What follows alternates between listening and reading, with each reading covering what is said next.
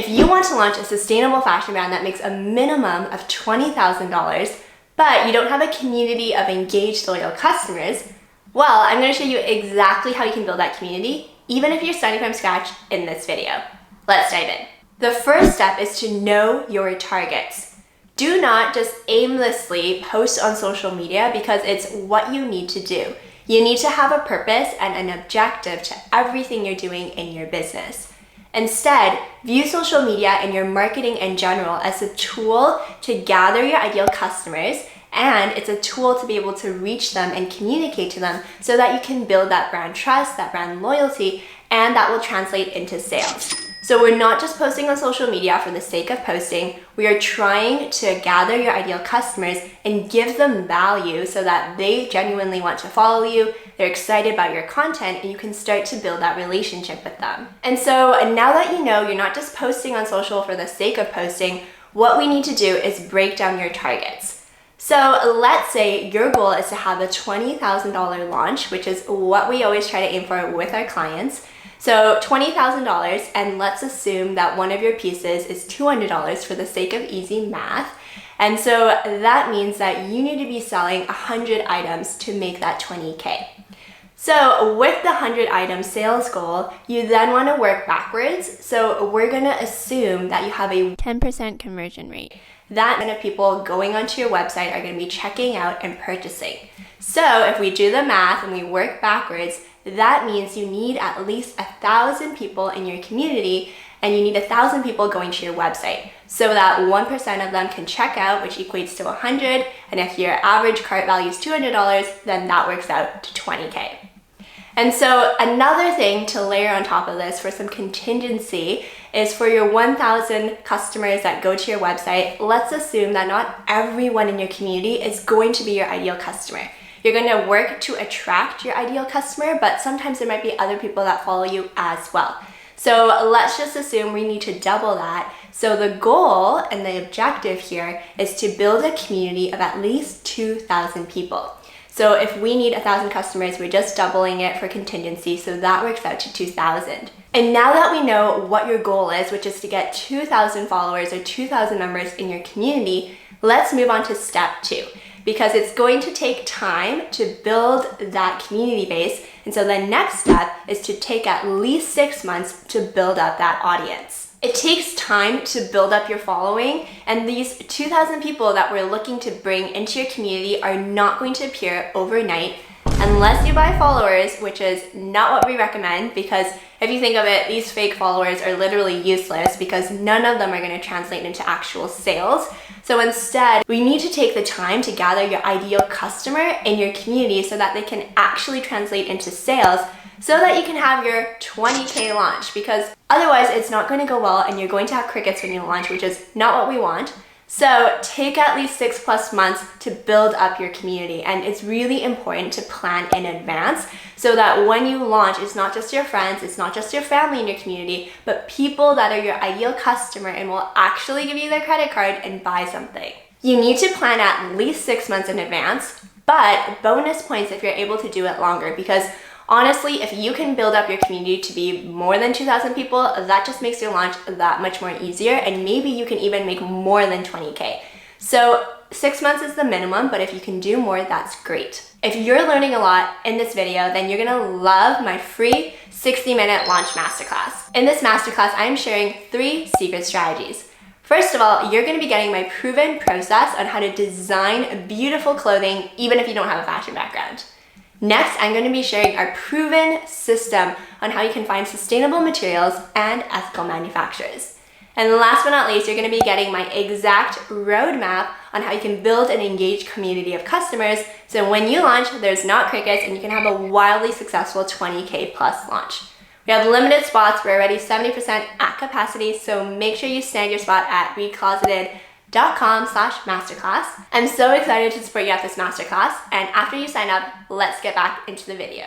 The next step is to know your target customer. It is so important to know exactly who you're serving and who you're trying to reach with your brand. So have an idea of who you want to support and who you want to serve. And bonus tip is that you really need to make sure you are passionate about helping this person. For example, at Recloseted, we are all about helping slow fashion brands and slow fashion founders such as yourself. So all of our content is tailored exclusively for you, and that's why you follow us and that's why you gain value out of it. Same thing with you. You want to figure out who you're trying to target and get to know them inside and out. We recommend our clients utilize 2 tools to get to know their ideal customer. The first one are market research surveys, and the second one are interviews. And essentially, you're going to combine both to really get to know your customer. So you're going to do some sort of survey or questionnaire to really get to know their demographic information, psychographic information like their hobbies and their interests, and then any pain points they have with their wardrobe. You can then go deeper with an interview and really try to get at their pain points, because we cannot make product for the sake of making product anymore. We need to make sure that we are solving a pain point. And so with all that data that you're gathering, you then want to summarize it into a persona document. This is something we always tell our clients as well, because that way you have one centralized document full of information on your ideal customer, and you can refer back to this every time you're designing a new collection, every time you're doing your marketing, etc., etc. So get to know your ideal customer, pinpoint who they are, and then the other thing as well is in the lens of marketing and for your launch, you need to figure out what platforms they're on, because it makes no sense for you to be on Facebook or for you to be on TikTok if they're not on those platforms. So pick your ideal customer, get to know them, and then summarize it in a persona document. Once you know who your ideal customer is and you've gotten to know them, the next step is to pick one platform to be on and couple that with email marketing. That's it. I don't want you to be on every platform under the sun, because as a business that's just starting out, you have limited time, limited resources, and limited budget. So do not spread yourself thin on all these different platforms, because nothing's going to be done well. And if your content doesn't resonate with people and it's not great content, people aren't going to follow you, and we're not going to be able to build a community of at least 2,000 people. So pick just one social media platform and couple that with email marketing. The reason why I want you to couple it with email marketing is because that is customer data that you own, because you're not going to be at the beck and call of algorithms. If Instagram or some platform decides to shut down, you just want to protect yourself and ensure that you don't have all your customers there and then all of a sudden, poof, it's all gone. So that's why we always recommend to our clients to do one social media platform and then couple that with email marketing. So then you have 2, and it's really manageable for a slow fashion founder that is just starting out. And like I previously mentioned, you really need to get to know your ideal customer and figure out what platform they are on, because it makes no sense for you to be on a certain platform if they're not there, because you're just wasting your time, your resources, and your energy. So as an example, if I was starting a children's wear brand and I was targeting new moms, then I might look into partnering with mommy bloggers, or I might look into mommy Facebook groups, because those are really high engagement and those are great places to be. However, I might not be on TikTok because I don't think my ideal customer would be there. And so just really be strategic about your brand and your target customer, because at the end of the day, you need to be able to reach them, and we need to build that community of your ideal customers so that when you launch, it's not just your friends and your family following you, it's actually your ideal customer that are going to actually be buying things. Once you have picked your one social media platform and coupled it with email marketing, the next step is to make content that adds value. Do not just put out content for the sake of posting. We talked about this already, but people really need to get value from your content in order to follow you. Nowadays, if you're going to be spammy or you're just going to post random stuff, people aren't going to resonate with that. You're not going to build brand loyalty and brand trust. And at the end of the day, that's why we're doing this in the first place, right? We want to make sure we build a community of your ideal customers.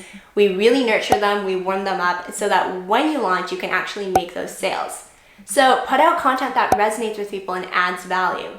I talked about how for our content, we always aim to help and add as much value as possible for slow fashion founders. That's why you follow us and other people follow us as well. And so going back to the example of the sustainable children wear brand, if I was thinking about content to put out, I would really try to get into the shoes of my ideal customer, think about their pain points, and think about what they would find valuable. For example, is it tips on how to manage work-life balance going back to the office if you're a working mom? Or is it conscious living tips for your newborn? Like, think about what they're struggling with and what type of content would really get them excited and have them want to follow you. So just remember that for your target market, if you want them to follow you or you want them to give you their email address, they need to get something out of it. And so with your emails, we always recommend to our clients to create an opt-in. And essentially that's some sort of value that you're giving to your customers in exchange for their email.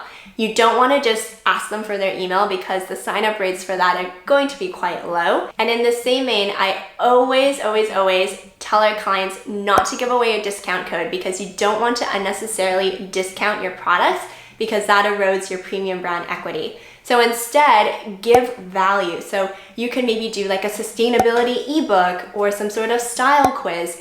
Be creative and think about what your ideal customer would resonate with. But it just goes back to the fact that you need to give a lot of value and support to your ideal customer so that they follow you and give you their email. Like I mentioned, we need to add value to your customers' lives in order for them to follow you. And so the next step is to be strategic and think about your content pillars. What I mean by that are these are topics or pillars of content that you post about so that you're not waking up every day thinking, what should I post today? Or what type of thing should I be posting up on social media because I need to be consistent and I need to put something out there. Because don't just put out noise in this already noisy environment. There's already so much stuff on the internet. So be very intentional about what you're posting so that people get excited about your content and they want to follow you. In terms of content pillars, I generally recommend to our clients to pick 4, and you can really decide what to post based on your target customer. Really think about what they would benefit from and what they would get value out of. So as a general rule of thumb, you want to have one content pillar be really just around promoting your products and sales. However, a rookie mistake that I see a lot of brands do is they only talk about their products. They just push and talk about their products 24/7. And if you think about it, if you're on Instagram or if you're on any other platform, that gets pretty spammy and that honestly gets quite annoying. So people are probably going to unfollow you, and you can't always be trying to convert your audience. You need to always have content that will bring in new people so that your funnel, which is, an upside down triangle, you're not always going at the bottom and trying to convert, because you're going to exhaust your audience. So the other content pillars you want to do are more like brand building content pillars as well. So building up your brand reach, your brand loyalty, the brand trust. So thinking about what educational types of content you can do, think about what would add value to their lives. So as an example, I talked about this a little bit already, but for the sustainable children's wear brand, moms have a lot on the go and there's so many things they need to think about. So what type of educational content can you put out that would add value to their lives, right? So think about your ideal customer. And then the other content pillar I always recommend our clients do is behind the scenes. And that is really important because you want to create an emotional connection with your ideal customer. You want them to feel invested in your brand and genuinely want to support you. So that does mean showing your face, that does mean going on stories or just showing the behind the scenes. And if that seems really scary to you, you can just start with a few photos, maybe of materials you're looking at, the design process, packaging orders, like whatever you're comfortable with. And then eventually, if you can start to really build up that rapport with your ideal customer, that would be great. And then last but not least, maybe some sort of community pillar. So if people are tagging photos of them wearing your clothes, just making sure you repost things like that. Or if you're doing influencer campaigns and you have those types of content and photos to use, make sure you leverage those as well.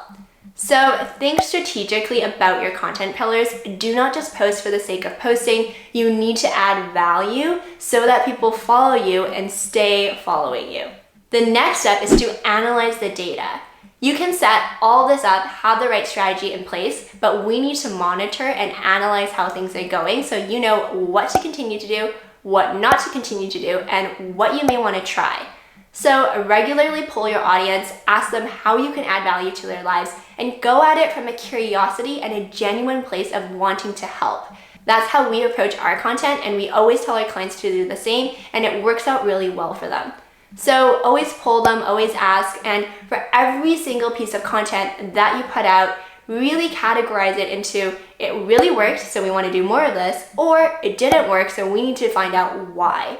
And that's really, really important. The why is so important. If a post didn't do well, that's fine, but do you think it was the graphic? Was it the caption? Was it just the content in general? Was it maybe the time of day that you posted it? Really dissect your content so you know what's going on and approach it in kind of the scientific manner. And as I previously mentioned, make sure you sign up for my free 60-minute launch masterclass if you haven't already, because we are diving deep into behind the scenes of how to build a successful sustainable fashion brand. I'm sharing how to design beautiful products, how to source sustainable materials and ethical manufacturers, and the exact roadmap to build a community of engaged customers. So if you love this video, sign up for the masterclass. You can do so at recloseted.com/masterclass. We have limited spots like I mentioned, so don't snooze. I hope you like this video. If you have any questions, feel free to comment them down below, and together, let's transform the harmful fashion industry.